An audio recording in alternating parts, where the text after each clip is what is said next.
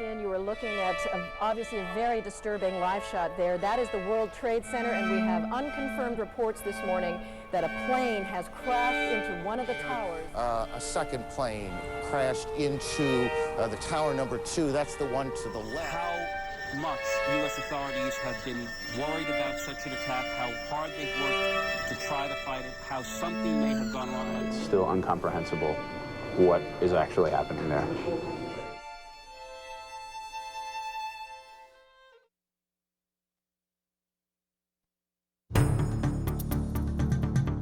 NATO headquarters, Belgium. Meeting in Emergency Council, the North Atlantic Treaty Organization invokes, for the first time, Article 5 of the North Atlantic Charter. Any attack on one member is an attack on all, including Canada. In carrying out these attacks, Osama bin Laden's al-Qaeda, the source, declares open war on the West. Vice Admiral Ron Buck, the head of the Canadian Navy, issues orders immediately to assemble a naval task group. Thank you, Mr. President, and I'm happy to be with you. Prime Minister Jean Chrétien meets with President George W. Bush in Washington on Thanksgiving weekend.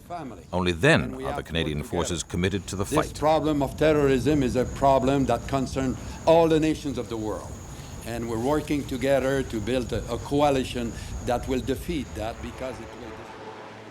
The Navy orders the frigate HMCS Halifax to detach herself from NATO's standing naval force in the Atlantic, which is visiting the port of El Ferrol in Spain, and join U.S. naval forces in the Arabian Sea. Halifax chops to CENTCOM, the American Theater Command, in late October, the first Canadian unit to join the battle. At home, Canadian Naval Task Group, designated TG-307.1, is certified ready to depart. The flagship destroyer Iroquois, the frigate Charlottetown, and the tanker Preserver, along with their venerable Sea King helicopters.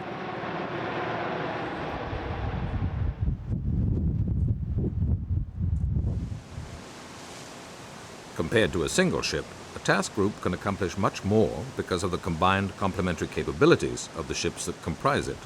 Only a few navies can put a credible task group to sea, maybe only half a dozen in the world. That's why the Navy gets the first call to deploy in times of crisis. Our task groups are known commodities among Allied and coalition forces, and we are trusted to get the job done. And our extended coastline and huge ocean areas, and winter storms, mean we need larger ships with good sea-keeping qualities. Our Navy has a special relationship with the United States Navy. Since the mid-1990s, we have been integrated into American aircraft carrier battle groups in the Persian Gulf and elsewhere because only our frigates and destroyers meet their stringent communications and compatibility requirements. Astro Venus, this is a Caution warship calling you on channel 72 over. Because of various coalition and UN missions, Southwest Asian waters have joined the North Atlantic as our oceanic backyard.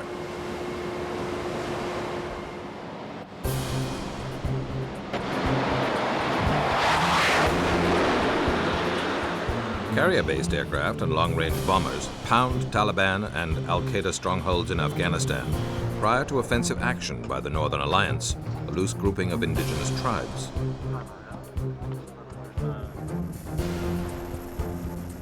Within 24 hours of arriving off the coast of Pakistan, after a voyage of 8,000 nautical miles, commander of the Canadian Task Group, Commodore Robertson, is appointed Amphibious Support Force Defense Commander, assigned to protect the USS Bataan Amphibious Ready Group.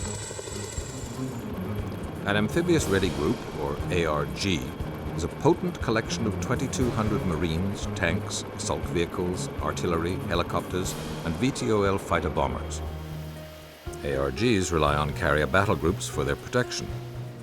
But in this case, the carriers are a long way offshore.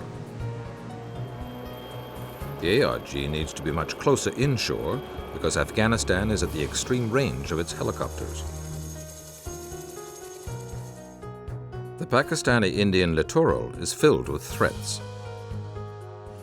They might be crop dusters loaded with deadly chemical or bacteriological agents, or traditional local vessels called dhows, small wooden-hulled ships, difficult to detect on radar, and conceivably crammed with explosives. The task of guarding the ARG from these threats is given to Robertson. As well as Iroquois and Charlottetown, he takes several American frigates and air defense destroyers under his direct command. Robertson's task group does this continuously over the next 2 months, the whole time the ARG supports its Marines ashore. In the meantime, in the western part of the Arabian Sea, Halifax is busy escorting American and British replenishment ships through the Strait of Hormuz in and out of the Persian Gulf. By this point in the ground war, senior members of the Taliban and Al-Qaeda are fleeing Afghanistan, filtering through western Pakistan and eastern Iran before attempting to escape across the Arabian Sea. Intelligence says the transit point is the Iranian port of Jask. Halifax takes up station off Jask and cuts off this potential escape route. It is not glamorous work, but it is necessary. News of Robertson's squadron spreads fast, and its mere presence is enough to cut off the route to Al-Qaeda. Throughout the winter, one of our tankers, HMCS Preserver, has been making regular runs through the Arabian Sea and into the Persian Gulf, refueling and resupplying coalition ships. She conducts more than 120 replenishments at sea, transferring a stunning 27 million liters of fuel and 250,000 kilograms of stores.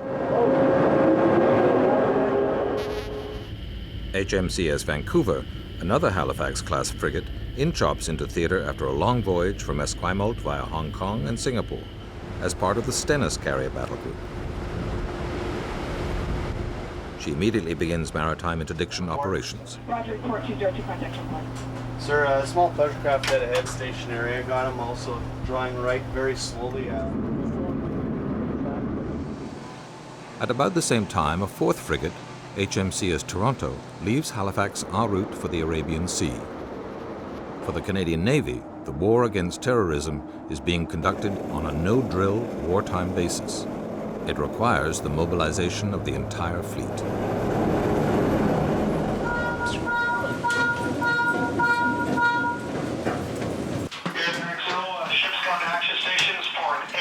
But the furious initial level of effort cannot be sustained. It soon becomes clear that only our frigates, of which there are 12, can maintain the rotation of ships into and out of theater. This is because for every ship on station, another is in refit and a third is working up for active service. Turn forward, dismiss! Stand by lines and fenders! But there are only 2 tankers, Preserver and her West Coast sister, Protector, and the latter is in dire need of refit. Finally, there is a very limited number of sailors available. A total of only 4,200 men and women have the necessary training to go to operational areas. In fact, personnel shortages force the Navy, reluctantly, to put one of its precious 4 command and control destroyers into reserve. At home, dockyard fleet maintenance facilities are being overstretched, delaying needed repairs and maintenance. There is no choice. The task group is scaled back to just the destroyer Algonquin, the frigate Ottawa, and the tanker Protecteur. The lack of depth of the Navy is becoming obvious. It looks like Iroquois will have to redeploy again to replace Algonquin. Another tanker cannot be made ready in time. More ships will probably have to go without a helicopter. The Royal Australian Navy embarked its senior officers in American warships, but this option is not acceptable to Canada. Ottawa sails from Esquimalt to relieve Iroquois with a bare-bones crew. All trainees and non-essential hands are landed to make room for the Commodore's staff. Thank you, sir. What was your last port of call and the date you departed, over? Despite our shortcomings, NAVCENT welcomes the Canadian ships, especially because we willingly take charge of the multinational task group, letting them concentrate on power projection and supporting troops ashore. Commodore Eric Leary takes over in April. A month later, he is able finally to shift his flag from Ottawa to the more accommodating and better equipped Algonquin, which had by then arrived.